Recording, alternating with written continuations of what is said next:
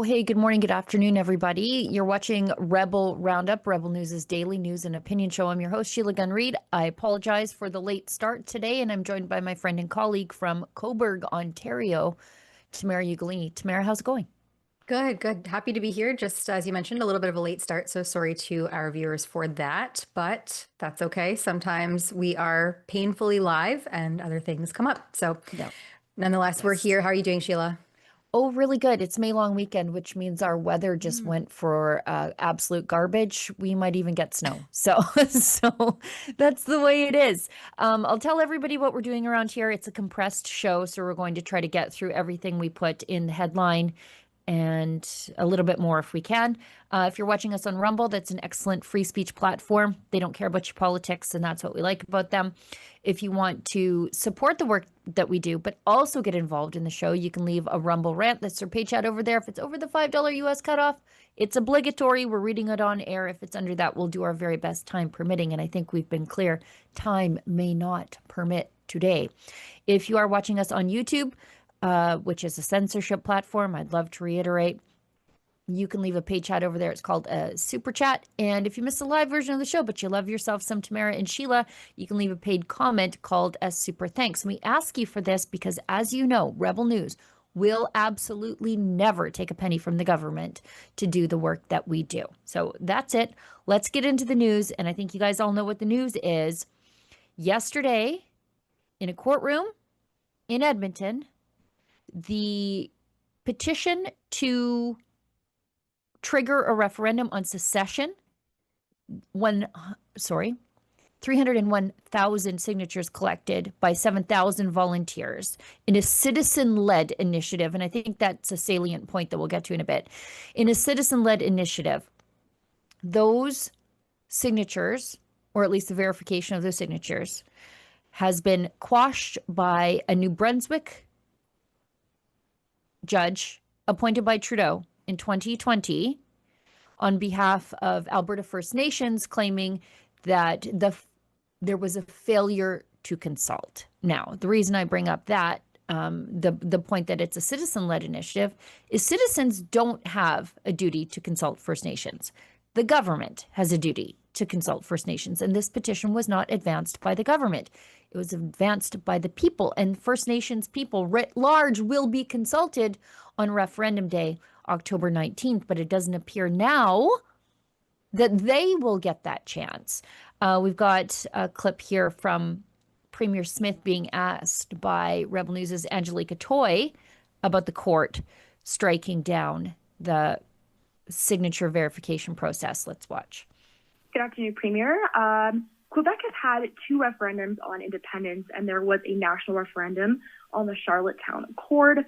Do you think that Albertans are treated differently than other Canadians? Well, that's why I think Quebec is going to have a great interest in this lower court decision today, because I think that we all have an expectation that our democratic rights are going to be respected. I think we all have an expectation that each province is going to be treated the same, and that the Constitution is meant to govern the relationship between Canada and the provinces. The Clarity Act is also another piece of legislation that is meant to govern these things. And so that's why we think there may have been an error in law, and why we are going to appeal it. And we'll be talking with our counterparts in Quebec about what they think about it as well. I think that's really relevant. Quebec has an interest in making sure that this judgment is overturned. Now, for people on the left saying, well, this means that the premier is some sort of crypto separatist because the Alberta government is willing to appeal this decision. That's not it. She's protecting the voting rights of all Albertans, including Indigenous people. And a judge appointed by Justin Trudeau from New Brunswick can just waltz in here and strike down the ability of Albertans to ask this question that Quebecers have been allowed to ask at least twice. This sort of stuff, exactly this is why Albertans want to leave, is because we are not even allowed to ask the question that Quebec has been able to ask twice. And this is why the Premier has said that we need more control over our courts, that we need to have a say in appointing our own judges, because the judges we have now appointed by the Liberal government do not reflect the values of Albertans. Yeah, exactly. I think Premier Smith has made it very clear previously that she's a federalist and she agrees that Alberta should stay as a united part of Canada. So the fact that she's taking this stance, it just shows that she's committed to fairness, regardless of where her views may lie. And we'll get into it in a few minutes, how some are spewing off that a vote somehow infringes on rights and On democracy. right, on democracy, when What? it's here in Canada, it's the whole basis of our democracy. I can't comprehend how allowing a vote, a simple vote, to move forward is somehow an infringement on democracy. Right. And the misinformation surrounding the independence process has been just wild. For example, last week, a study by an expert, so take that for what you will, always put air quotes around that stuff, said that there was foreign interference from the Russians in the Alberta independence debate because RT and other Russian-linked agencies were covering the news. It was the news, so why wouldn't they cover it? They said that there was an uptick in coverage by these Russian-linked agencies. Well, since it's the news, there would also be an uptick of coverage over at the CBC. There would also be an uptick in coverage at Rebel News, because over the 4 months these experts analyzed, they did more stories. Well, over those 4 months is when the signature collection process was happening. So of course it would be the news of the day. But our Angelica asked an excellent question. And it should be noted, the RCMP did come out, and so did our public safety minister, come out and say, actually, we're watching this in a real way, and we don't see any level of foreign interference. But Angelica asked another question to the Premier. If there is interference in this, might it be from the liars in the mainstream media? So let's watch. There have been allegations of outside interference in the referendum. RCMP have said there is no evidence of Russian interference. But do you think there has been interference by other outside parties, like, say, the Toronto CBC or the CTV? Well, I think that we have to sort of separate two different things. There has been in the past foreign interference by state actors in nomination campaigns. That has been confirmed by CSIS. And that is part of the reason why we take this very seriously. We want to make sure that there aren't any state actors who are participating or trying to change the results or impact the results of any future referendum campaign. So that is one thing that I would say. We have not seen any from the RCMP. They've not seen any credible evidence that that is the case. There is another type of influence campaign that happens with bots and pushing narratives. And we've been accustomed to watching this over probably the last 10 years, and maybe with the bot farms becoming more automated with AI, perhaps we're seeing more of that kind of influence campaign. So we've done a couple of things. We've passed legislation saying that you cannot doctor up an image of a politician using AI and fraudulently misrepresent them. And so we have already had cases that have been referred to law enforcement to address those kinds of issues. And we'll continue to defer those cases to law enforcement in order to ensure that those are taken down. And I also have a team that is in technology and innovation who has done cybersecurity on our behalf and become increasingly expert at it. And we just had a meeting in the last week talking about how we might be able to expand that to see if there is also any evidence that some of the laws are being broken for on the issue I just described with digitized images using AI unlawfully, or if there's any evidence of any influence campaigns. So there's a number of things that we have to monitor. And as you know, I said I was going to get top secret status so that I'm always apprised of whether or not there are state actors who are trying to influence our politics, so that because I think that's my job to make sure that there isn't any interference in the election. So I'll be fully briefed on all of these issues. At the moment, it does not appear that there's a heightened, or it does not appear that there's a credible threat. I just want to point out that it seems like maybe this judge is a state actor influencing the results of, or even the ability for a referendum to move forward. And it's Justice Shayna Leonard. Yes. Appointed in They 2020 by Justin Trudeau. Yes. Yeah. And so are we looking at domestic state actors from the judiciary who are preventing the vote from even moving forward? This woman seems like maybe she's one of those. Yeah. I mean, here's the thing.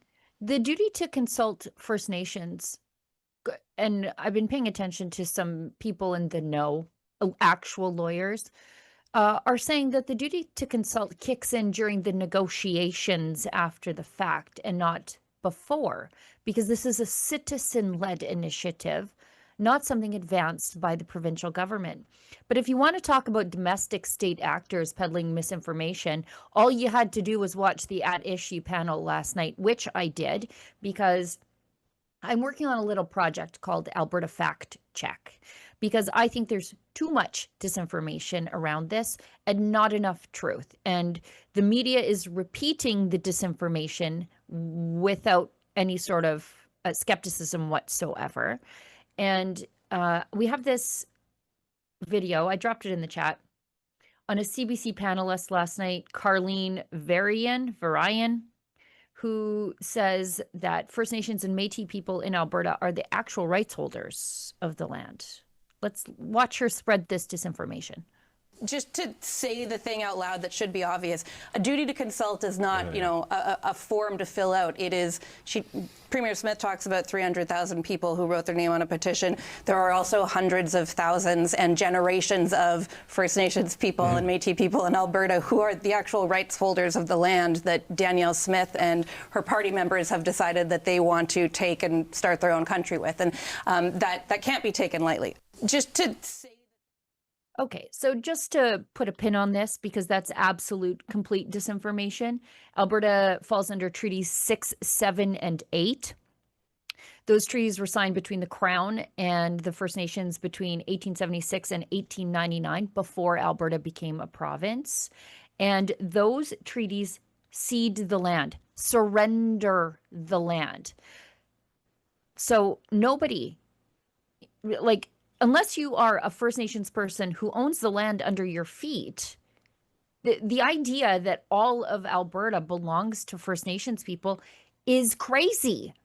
We don't have the same sort of problem unfolding in British Columbia, although the judge who ruled on this might be setting us down that path, a DRIPA-style hellscape path where land ownership is thrown into chaos. But that's not the case. That's absolutely untrue. And yet, these people are all over the state broadcaster just making things up out of whole cloth. It's really outrageous to see it, and completely expected from the likes of the CBC. Completely expected from the likes of the CBC and also from Naheed Nenshi. Yes. Who is saying that this simply asking a question, so just the referendum ask, violates treaty rights. He took to X I to don't think post he knows this what video. the treaty rights are. I don't think he knows. I don't think he knows this is just a question at this point, and it needs to be voted on. So what's happened today? We've had a judge quash the Premier's Separatist Friends referendum. First Nations fought for us. They fought for Canada. They continue to fight for Alberta and for Canada in a way this government refuses to do. They spent a lot of time, they spent a lot of money on these court challenges for a government that is at best indifferent to Indigenous peoples and at worst actively working against their interests. And I want to specifically thank the Athabasca Chippewan First Nations, my brothers and sisters in the Blackfoot Confederacy, and the Sturgeon Lake Cree Nation for standing for all Albertans, for doing this hard work. It's been one of the great honors of my life to work with First Nations over the last 15 years of my life, especially in this last year. If you'd asked me a year ago, would the thing that unites all First Nations be standing up in defense of the colonial government? I probably wouldn't have said yes. But if you'd asked me a year ago, would First Nations be leading the fight for a better Alberta and for a better Canada? I always knew they would have. And let's not forget how this government has treated Indigenous peoples. Oh, And in I'd love to particular, hear how they this. treated First Nations. Yeah, They the left Liberals. Indigenous peoples out of this famous MOU. So no matter what the Premier tries to take a victory lap What is on he this talking week, about? she does so in the shadow of every single First Nation in Alberta for the first time in history voting non-confidence in her government. Don't know how she's going to get a pipeline built after that. He literally makes no sense. I'm glad he brought up the colonizing government that Yeah. he typically denounces and now is all of a sudden like advocating to keep strong. I mean, these people have no values. They have no merit because they'll just flip-flop wherever the wind may blow. And for Naheed Nenshi, who almost like he's aligning himself, because my brothers and sisters in Blackfoot Blackfoot. Nation, I The think is what he said. Blackfoot Like, does he come No, the from? Blackfoot Confederacy? No. No, he's not from there. He doesn't know what treaty rights are. So when the land was ceded, rights to the land was ceded, but certain rights were retained. Those are hunting, fishing, and reserve rights, not rights to everything else, just rights to the reserve and hunting and fishing rights. He said that the MOU left out Indigenous bands. I was in the room when the MOU was announced. Guess who was in the room? Indigenous leaders who would benefit from oil and gas development. And then he says that Alberta leaves Indigenous people out of the conversation. We have an entire government agency dedicated to advancing Indigenous opportunities, economically speaking, by and large in partnership with the oil and gas sector. In fact, the Mikisew Cree are worth, their Mikisew group of companies, I think, is worth $120 million and employs 800 people in the oil and gas sector. But we have the Indigenous Opportunities Corporation. So we take this stuff very seriously. We believe in economic reconciliation here in Alberta. And let us never forget that Indigenous people support independence at a greater rate than the general population. And that's just not a number I'm pulling out of my hat. That is a number that was found by a very professional polling firm hired by Act for Alberta. Full disclosure, I'm the contact person over there at that third party advertiser. But they found that 46% of Indigenous people who responded to the polling supported independence, when roughly just 1 in 3 of the general population are hard let's leave types. So I don't know who he's talking to. I mean, he's talking to the chiefs, including Alan Adam. Alan Adam is a First Nations chief who once took, I think is in excess of $50,000. This is a story Ezra broke, I want to say 14 years ago in The Sun, when he was writing articles for The Sun. Alan Adam took over $50,000 from the Tides Foundation to do anti-oil activism. And the Tides Foundation is a San Francisco-based environmental charity dedicated to landlocking largely Alberta's oil and gas assets. He took money from them. And then he toured Jane Fonda around the oil sands in Fort McMurray, pointing out how bad it was, while also enriching himself on the other side. So he's one of the activist chiefs involved in this. And also, the ruling was slightly schizophrenic because the Sturgeon Lake First Nation, they lost their court challenge while, there it is, $55,000. This is Ezra in 2014. Okay, I thought it was in 2012, but that's a pretty good memory for me. The Sturgeon Lake First Nation lost their challenge yesterday, but everybody else won. So how did they lose and everybody else wins? None of this makes sense, and I can't wait for the appeals. Yeah, exactly. And again, this is just going to a vote, right? This is at this point asking a question and getting people to vote yay or nay. I mean, to be all up in arms that this is some sort of like takeover, undemocratic takeover is absolutely out of touch with the reality of the lawful process engaged throughout this whole thing. So you can just see who is really scared and who is saying, no, let's exercise our democratic right and put this to a referendum vote. We need a vote on it. So hopefully that does proceed, because there's been a lot of work and a lot of signatures put to this referendum. And I'm very interested to see the turnout and the outcome of it.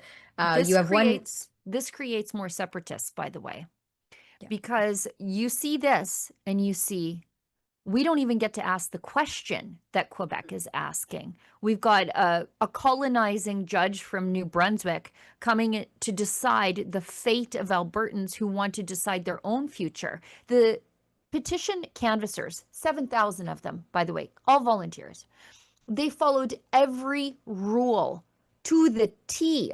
They followed the process, they followed the law, and we're still being told by somebody appointed by Justin Trudeau that it wasn't good enough and that we'll never be able to determine our own futures. This stuff shifts people from maybe let's give Canada a shot to screw this.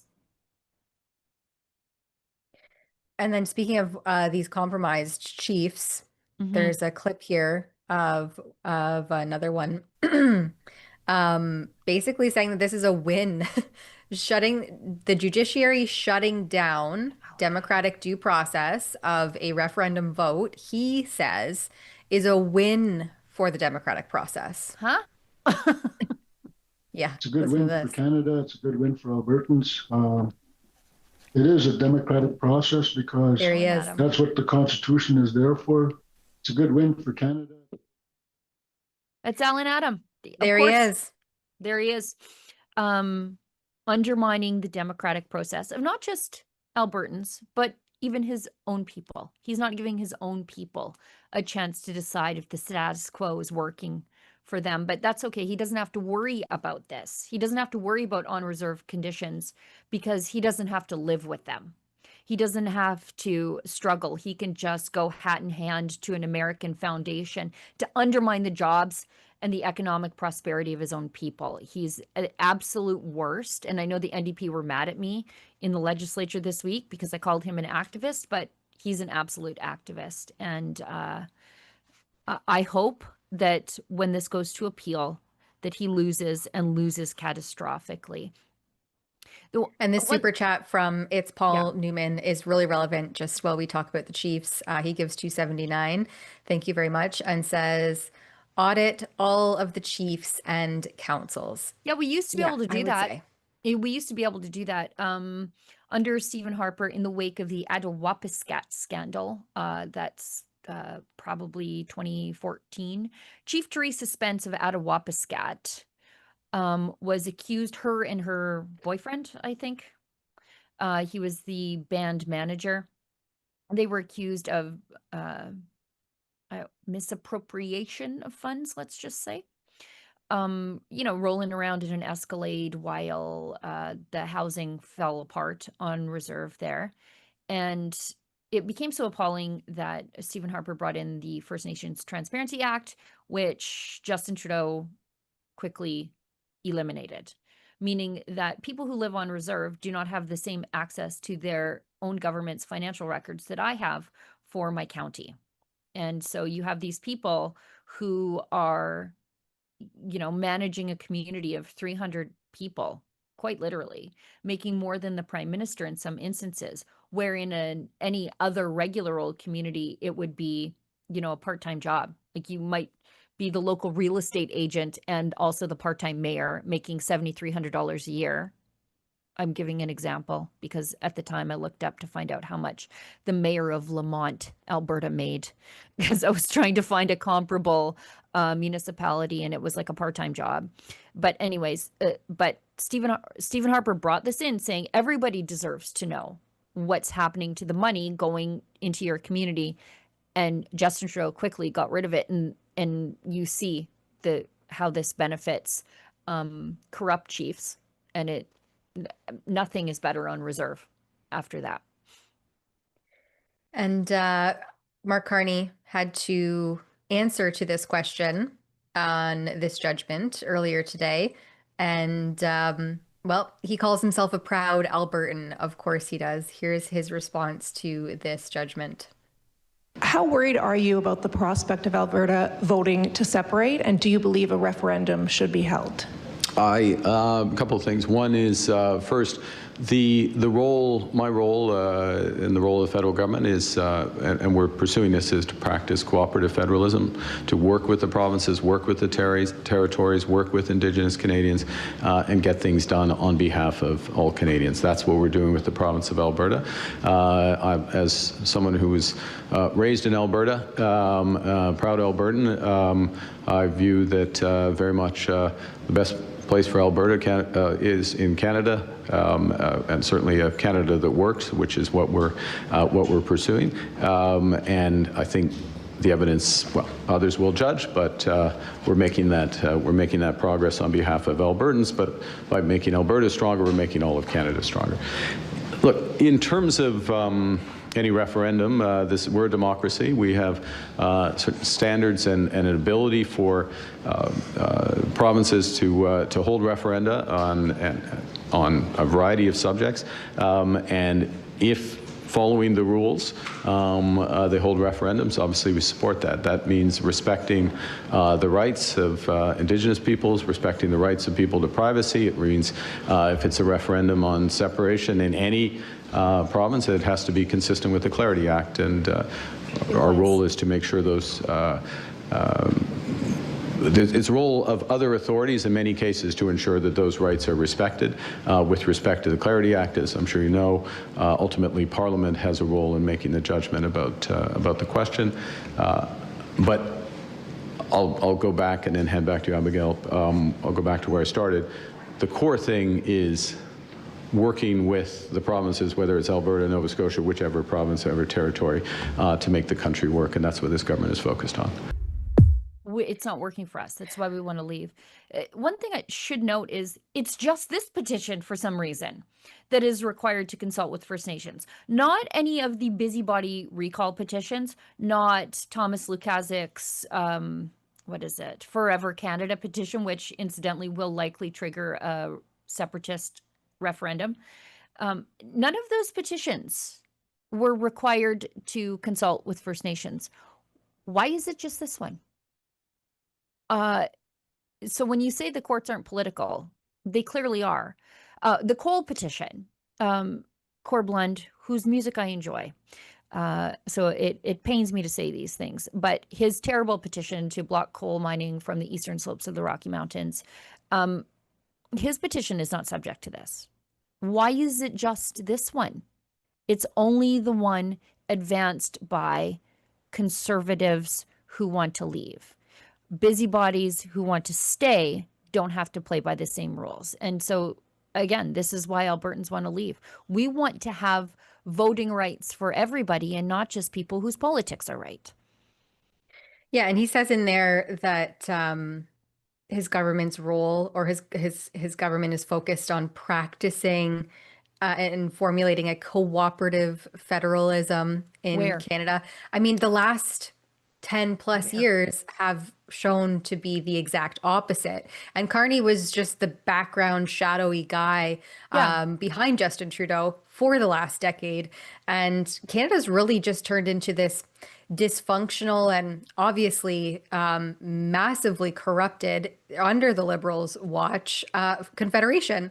And so now they act as though they played no part in the sentiment, the growing separatist sentiment in Alberta, and cling to this idea that it's the best place to live when, by all measurements I can see, Canada is falling and failing.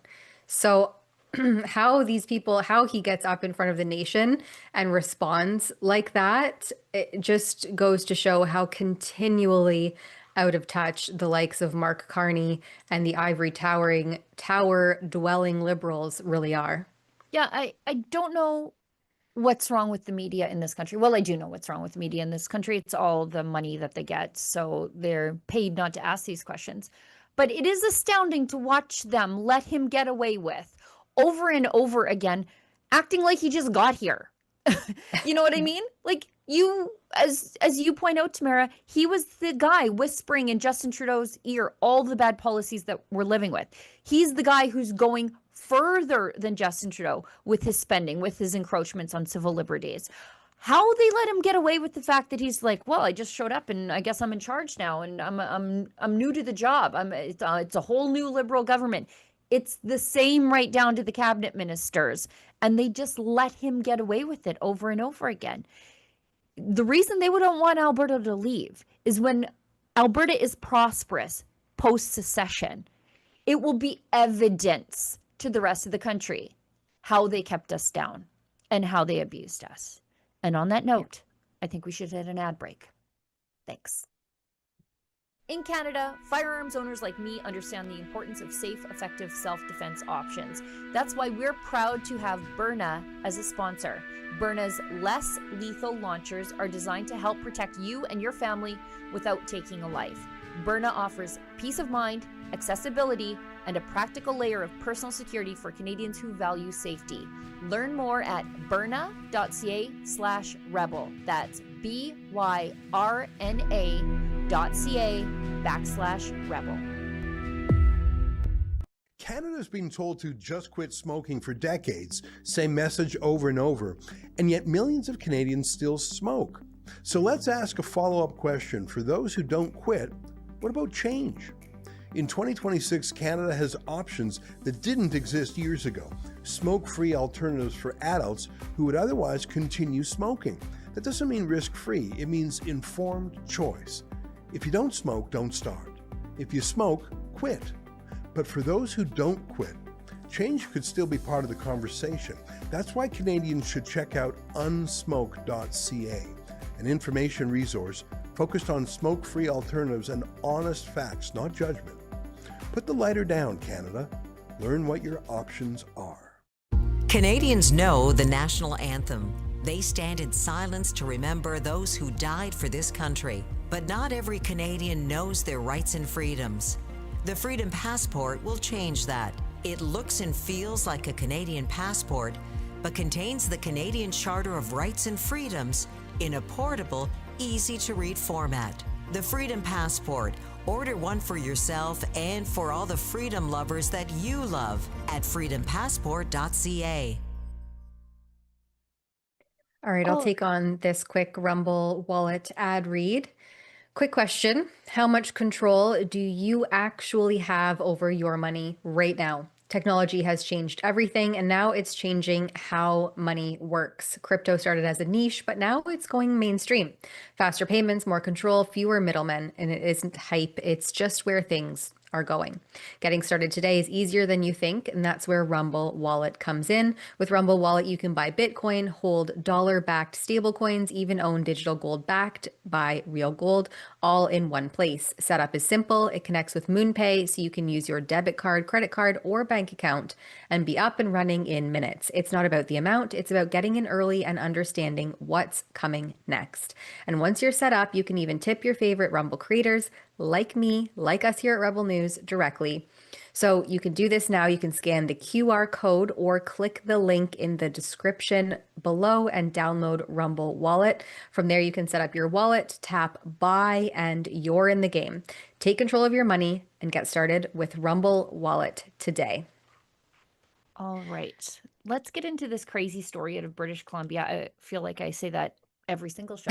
This crazy story out of British Columbia. It's from Jamie Sarkanak, who is excellent over at the National Post. BC Human Rights Tribunal rules conservatism is not a real political view. Professor denied tenure-track job for anti-DEI, pro-equality views, won't get a hearing despite BC protections for political belief. And I'm glad they put belief in the singular and not beliefs, because apparently you're only allowed one, and that's leftism there. Can we just scroll down a little bit? Josh Gordon had taught at the SFU, that Simon Fraser University Policy School, from 2014 to 2021 on various contracts. He applied for a tenure track position in 2021, but despite having positive student reviews, so he's good at his job. He's doing his job. He's doing well. The problem is his politics are wrong. He applied for a tenure-track position in 2021, but despite having positive student reviews, a history of teaching in the faculty, contract renewals, and pay increases indicated he was performing well, and a point of view that added diversity to the policy school, he was shut down. Let's keep scrolling, and we'll... the competition for the job was in 2021. All minds were still on the previous summer's Black Lives Matter pandemic, flouting demonstrations, riots, and at SFU, a letter to the school complaining about the unquantifiable force of, quote, systemic racism and white supremacy, demanding the integration of DEI into the academy. When faculty members gathered to discuss the letter, Gordon took the side of not giving in his positions. It shouldn't be assumed that institutions are systemically racist. People should be treated equally. The student letter was part of an ideological agenda. Nevertheless, SFU responded to the letter by rhetorically kneeling before the student body and apparently accepting the charge of racism. So he was open about his views that, for example, not all issues need to be informed by gender-based analysis. He was skeptical of the effectiveness of decriminalizing and destigmatizing drug use. He's been proven right on that, hasn't he? And he did not accept that all negative phenomena in Indigenous communities were the product of colonialism. And so he was denied his tenure-track job. So he filed a human rights complaint, and the human rights complaint came back, or the Human Rights Tribunal said, we're not even going to hear your case because conservatism is really not a real idea. Yeah, BC not a real opposition place. to DEI, wrote the BC Human Rights Tribunal adjudicator Devin Costineau. So opposition to DEI wasn't or isn't a political position, is what they ultimately determined.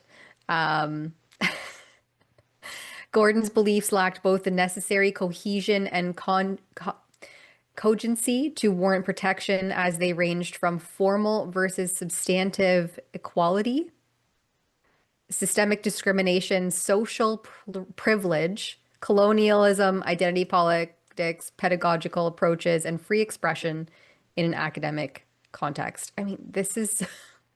Well, and I see this, well, we'll get to it in a second, but... It's a common collection of beliefs found on the right. Yeah. Adjudicator, this is not a judge, ruled, it is not apparent to me that the various ideas within this worldview taken separately or together relate to a core belief about systems of social cooperation through governance or issues that engage the form or functions of government. It is exactly that. For example, it is not apparent to me how Dr. Gordon's views about systemic racism or lack thereof at SFU relate to politics, laws, or other government action. DEI policies are government action. Like Costineau, so the adjudicator, on the other hand, ruled in 2025 that the tribunal should give a full hearing to a woman who claimed she was fired for supporting transgender inclusion in a women's association, that is, for being an ally.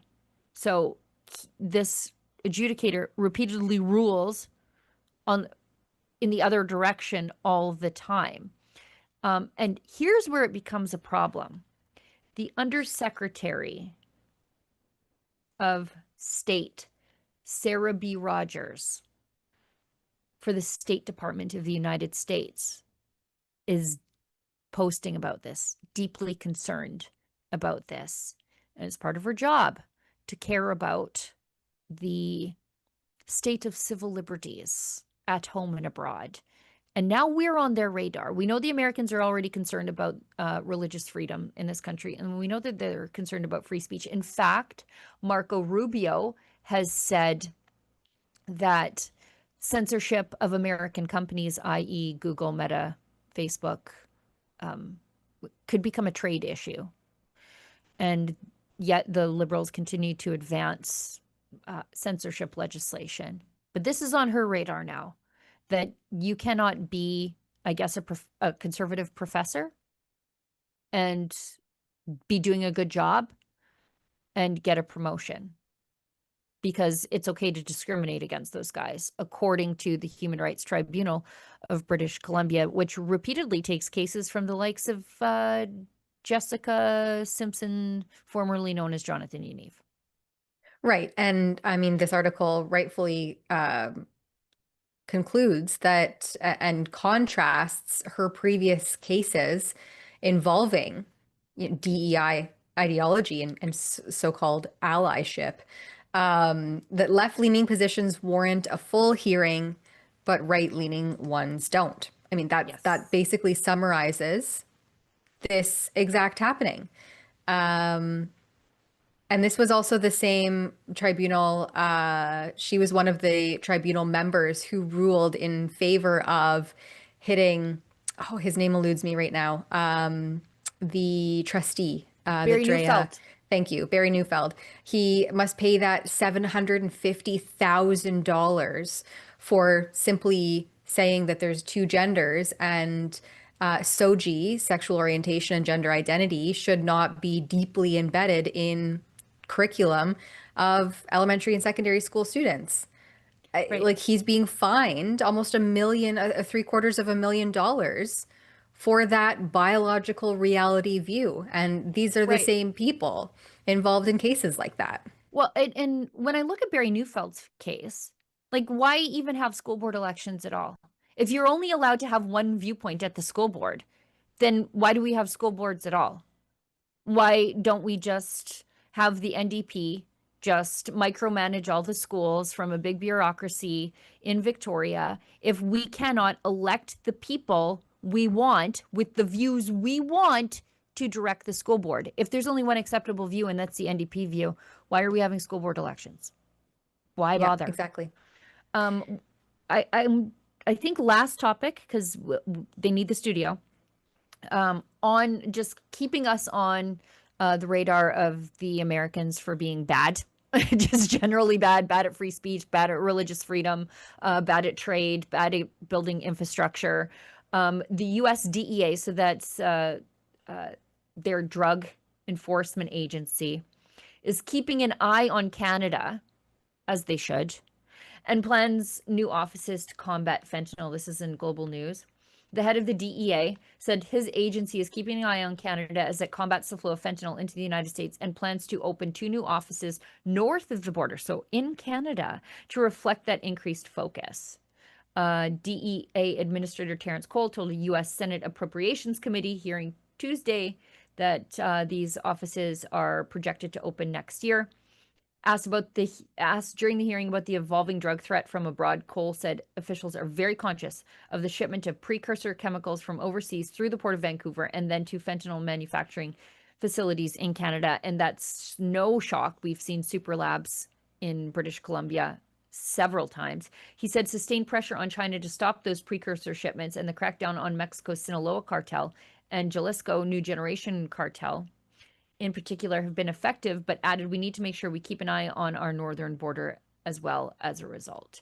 He said we see more precursors coming into the Port of Vancouver, coming into Canada, and the Canadians with the Mexican cartels in country have started producing and manufacturing fentanyl in Canada, and then it's being trafficked back into the United States. Yes. Yeah, I just did a quick Control F, so you can search articles using Control F to find things. And I just wanted to do a quick little search quickly here, real time, to see where Canada's fentanyl czar is, if he's mentioned at all in this article. And lo and behold, Kevin Boissonneau is nowhere to be found.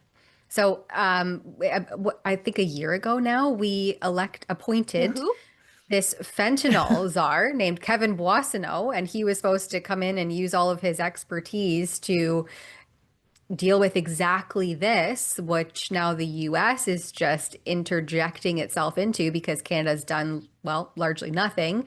And after coming out, I believe it was back in October, Boissonneau was like, oh, yeah, the problem's a lot bigger than I initially realized. And then we haven't heard a peep from him since. So I don't know, paging Kevin Boissonneau, our fentanyl czar, where are you on this file? That's literally the only thing that you've been appointed to take care of. Yeah, the DEA is going to put 2 offices in Canada because we can't seem to figure this out. And I wonder what Kevin Boissonneau makes in a year. Same. I was actually just thinking that, and I was like, okay, maybe we should file for some access to information and get some info on what he's up to and how much he's being paid for this crucial role of Doing nothing. Yeah. We've got one chat, then we need to wrap the show. Sorry, we started late. They need the studio in Toronto. Snowy Roof gives us $5. I received an email from the Alberta Institute this morning on the on separation and laid out the 12-point process of a referendum. The Alberta Institute is a project of our friend Peter McCaffrey. I suggest you all sign up to his emails. He, I believe, is a cooperative federalist, but believes that Albertans should be able to determine their own future, which is exactly the, cannot disagree with that. Anyways, is it democratic? The 1% overrule the millions. There's nothing more democratic than a citizen-led referendum. Citizens advance the question, and then we vote on the question. And we all get one person, one vote. That's the most pure form of democracy. And yet we have activist courts overruling us. And this is why we need control of our courts. And this is why we want to leave. And I think that's it. That's the show. Tamara, That's a wrap. Yeah. Thanks everybody for joining us. Thanks everyone for your super chats, super thanks, and any little bits here and there help along the way. Thanks everyone who makes sure that you can find the stream and that all of the links are running smoothly. Thanks Sheila for being our regular correspondent and keeping the show afloat. And we'll see you back here same time and place, 1 to 2 p.m. Eastern tomorrow, Friday. And until that time, stay sane and question everything.